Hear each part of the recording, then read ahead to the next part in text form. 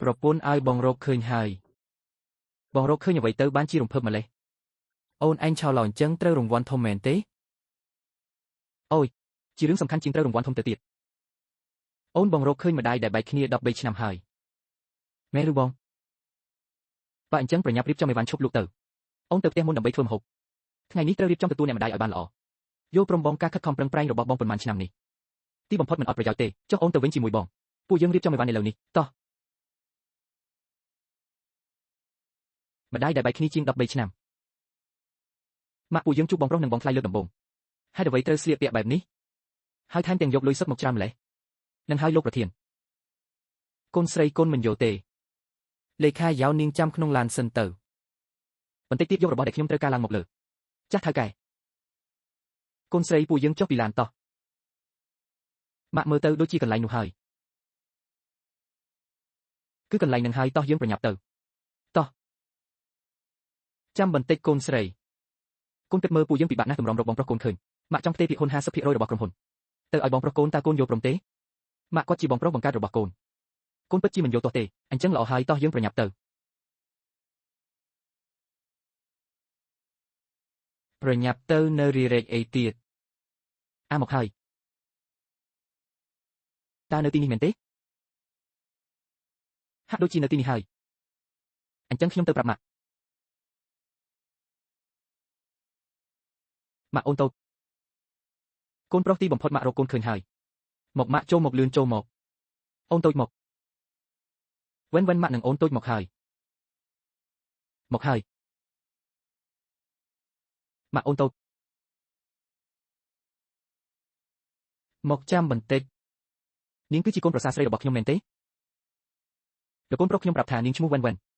ចាស់នាងទៅនៅម្ខាងសិនទៅបន្តិចទៀតមានការអីពួកយើងនឹងហៅនាងម៉ាក់នេះជាលើកដំបូងដែលយើងជួបបងប្រុសនិងបងថ្លៃហើយបងថ្លៃក៏ខំប្រឹងយ៉ាងនេះរៀបចំម្ហូបមួយតូចធំឲ្យពួកយើងម៉ាក់ឲ្យគាត់ទៅម្ខាងវាហាក់ដូចជាមិនសមសោះកូនស្រីកូនមិនយកទេស្រុកកំណើតយើងមានច្បាប់មួយកូនប្រសារស្រីមិនអាចអង្គុយហូបបាយរួមទៅបានទេម៉ាក់ក៏ធ្លាប់ឆ្លងកាត់បែបនេះដែរអូនគិតមើលម៉ាក់និងអូនតូចទៅមកផ្ទះយើងលើកទី1សូមអូនយកបន្តិចទៅអូនទៅអង្គុយលេងនៅបន្ទប់សិនទៅចាស់បងមិនអង្គុយរួមតុក៏មិនអង្គុយទៅយ៉ាងណាមិញនេះជាលើកទី1ដែលបងជួបម៉ាក់និងអូនតូចខ្ញុំនៅទីនេះអ្នកទាំងអស់គ្នាប្រកាសជាហូបមិនឆ្ងាញ់ទេមែនទេមិនអីទេម៉ាក់បើម៉ាក់មានការអីម៉ាក់ចាំហៅខ្ញុំទៅមកម៉ាក់ញ៉ាំបង្គាទៅកូនប្រុសកូនក៏ញ៉ាំដែរទៅអរគុណម៉ាក់បងប្រុសល្អ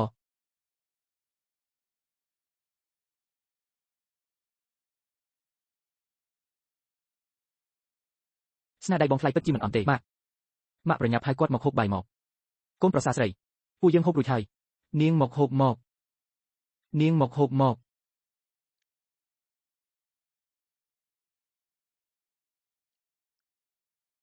កូនប្រសារស្រីនាងប្រញាប់ហូបបាយទៅហូបរួចហើយលាងចាននិងចង្កេះផងខ្ញុំមានរឿងពីរត្រូវនិយាយ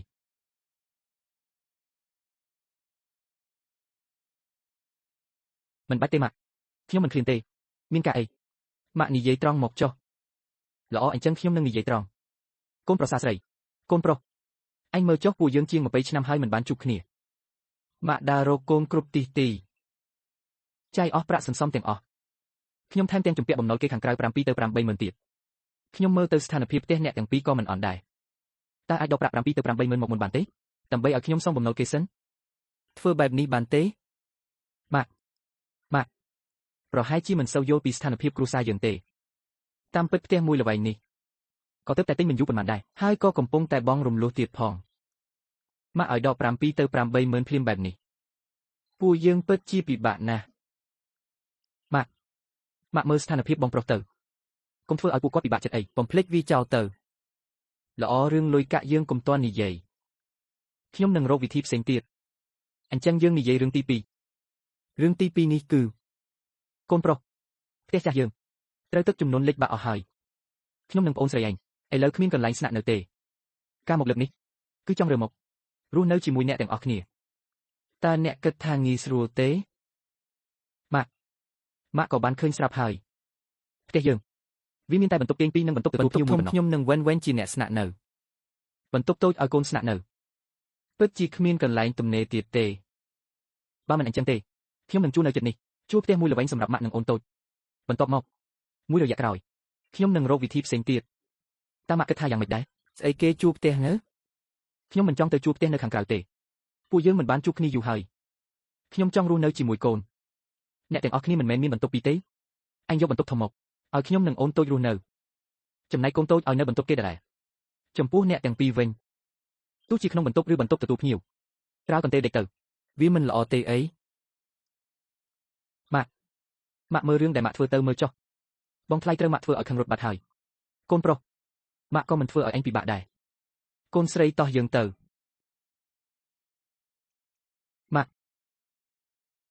ម៉ាក់កុំតន់ទៅម៉ាក់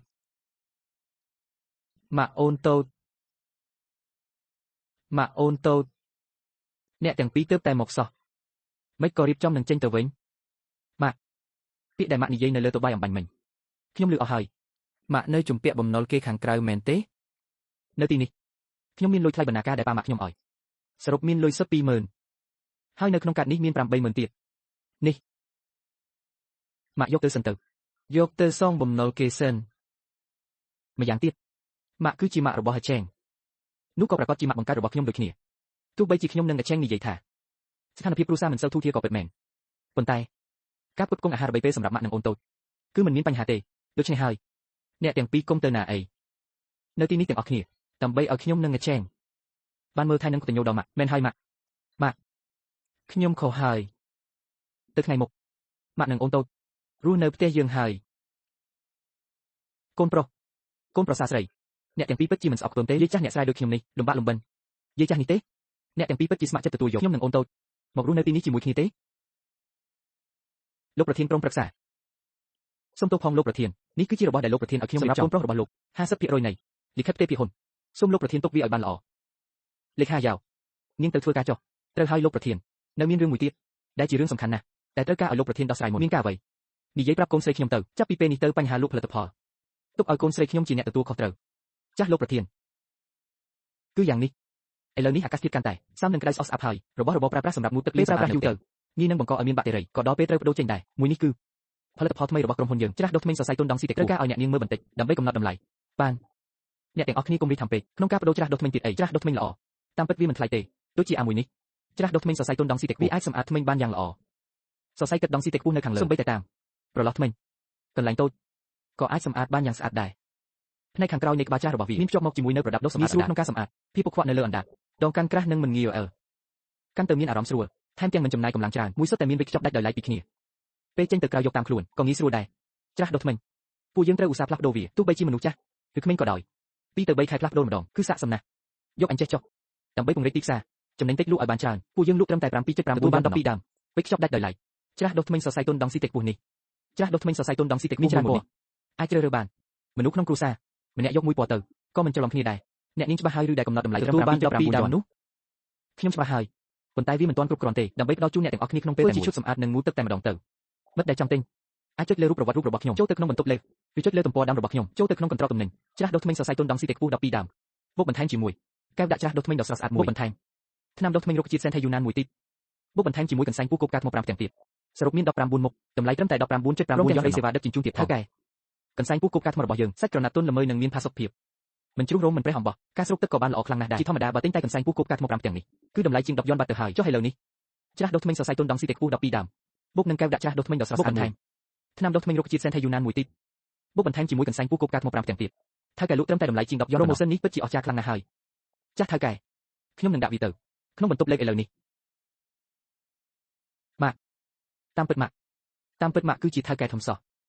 ចុះហេតុអ្វីបានជាម៉ាក់និងអូនតូចស្លៀកពាក់បែបនេះមកជួបពួកយើងទៅវិញកូនប្រុសម៉ាក់និងអូនតូចកូនឯងតែស្លៀកពាក់បែបនេះនៅថ្ងៃនេះមកទីនេះគឺដើម្បីចង់សាកល្បងចិត្តអ្នកទាំងពីរតែប៉ុណ្ណោះកូនប្រសាស្រីម៉ាក់គ្រាន់តែចង់សួរនាងបន្តិចថ្ងៃនេះម៉ាក់និងអូនតូចឯងគ្រាន់តែចូលមកដល់ក៏រករឿងនាងគ្រប់សពបែបយ៉ាងនាងមិនត្រឹមតែមិនស្អប់ខ្ពើមពួកយើងទេថែមទាំងយកលុយឲ្យពួកយើងទៀតព្រមទាំងឲ្យពួកយើងស្នាក់នៅជាមួយនាងប្រាប់មើលនេះមកពីហេតុអ្វីម៉ាក់ពាក្យចាស់ពោលបានល្អណាស់ក្នុងចំណោមអំពើល្អទាំងពាន់ម៉ឺនកតញ្ញូគឺសំខាន់ជាងគេម៉ាក់គឺជាម៉ាក់របស់ហាឆេងនោះក៏ប្រកាសជាម៉ាក់បង្កើតរបស់ខ្ញុំដូចគ្នាដូច្នេះហើយទោះបីជាម៉ាក់ក្រីក្រឬក៏មានបានក៏ដោយហើយទោះបីជាម៉ាក់មានឋានៈអ្វីក៏ដោយខ្ញុំនិងហាឆេងនឹងគោរពនឹងកតញ្ញូដល់ម៉ាក់ឲ្យបានល្អនឹងចិញ្ចឹមបីបាច់ម៉ាក់ដល់ចាស់ជរា ពិតជាកូនប្រសារដ៏ល្អរបស់ម៉ាក់មែនកូនប្រុសម៉ាក់មានអាយុច្រើនហើយក៏ត្រៀមខ្លួនចូលនិវត្តន៍ដែរទៅថ្ងៃមុខការងារក្នុងក្រុមហ៊ុននឹងប្រគល់ឲ្យកូននិងអូនតូចរបស់កូនជួយគ្រប់គ្រងជាមួយគ្នានេះគឺជាលិខិតទេពីហ៊ុន50របស់ក្រុមហ៊ុននេះកូនយកវាទៅអរគុណម៉ាក់ម្យ៉ាងទៀតម៉ាក់ក៏បានយកកាដូមួយមកដែរសម្រាប់នាងគឺលុយ2លានជាការសងជំងឺចិត្តចំពោះការលំបាករបស់អ្នកទាំងពីរក្នុងរយៈពេលប៉ុន្មានឆ្នាំនេះនេះនាងយកវាទៅអរគុណម៉ាក់មិននឹកស្មានសោះថាខ្ញុំរស់នៅជាង30ឆ្នាំហើយតាមពិតខ្ញុំក៏ជាកូនអ្នកមានចំនួនទី2ដែរតើកូនឯងមើលចុះជាប់រវល់រហូតដល់ពេលនេះសូម្បីតែបាយក៏មិនទាន់បានហូបលំបាកនាងហើយម៉ាក់នឹងនាំអ្នកទាំងពីរទៅហូបបាយនៅសន្តាគារធំ